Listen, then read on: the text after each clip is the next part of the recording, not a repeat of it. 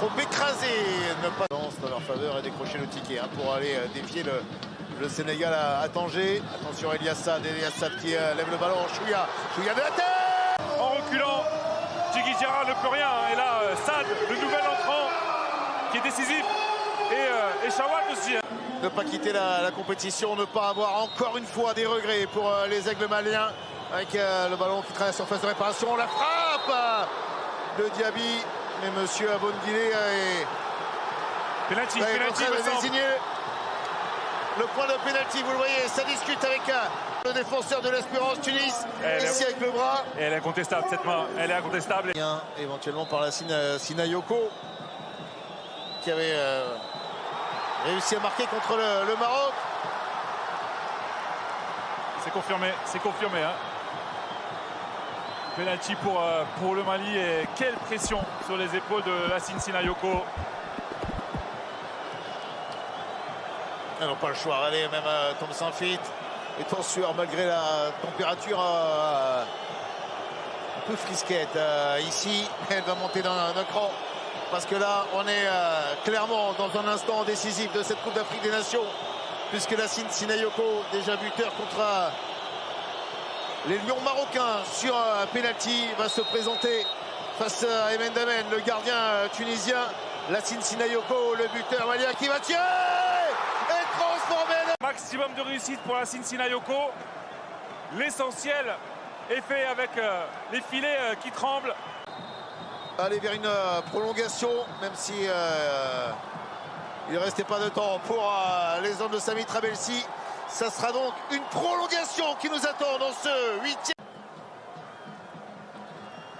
De toute façon, la confiance, elle est toujours pour celui qui réussit l'égalisation dans les tout derniers instants. Voilà qui est fait avec la prolongation qui est donc lancée. Un premier long ballon que Abdoulaye Diaby essaie d'envoyer vers l'avant pour une récupération maintenant. Elias Saad qui part dans le... Derrière lui, encore une fois, Saad toujours qui part dans les drills. Ben Ramdan pour le centre dans la surface de réparation qui a failli être prolongé. Il y avait de la place pour prendre le jeu et pour montrer une supériorité. De se retrouver à la mi-temps d'une prolongation qui est repartie sur cette pelouse de Casablanca avec les Tunisiens toujours de loin qui vont essayer de frapper maintenant. Djigui Diarra qui repousse dans l'axe, la frappe et Chawat qui pousse au fond des filets, mais les Maliens, nos camarades devant la télé vont pouvoir... On va revoir ici. Hein. La frappe. Ouais, pour moi, il n'y a pas sûr de revoir un petit peu mieux.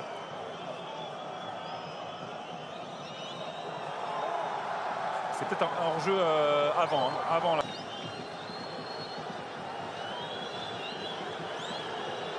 On revoit.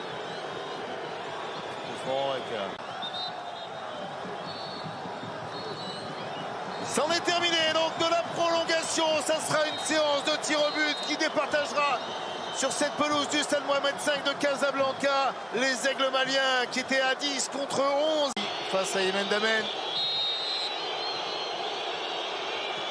Ibissouma pour aller tirer. Oh, qui va la mettre très largement au-dessus. Je le disais, face au vent.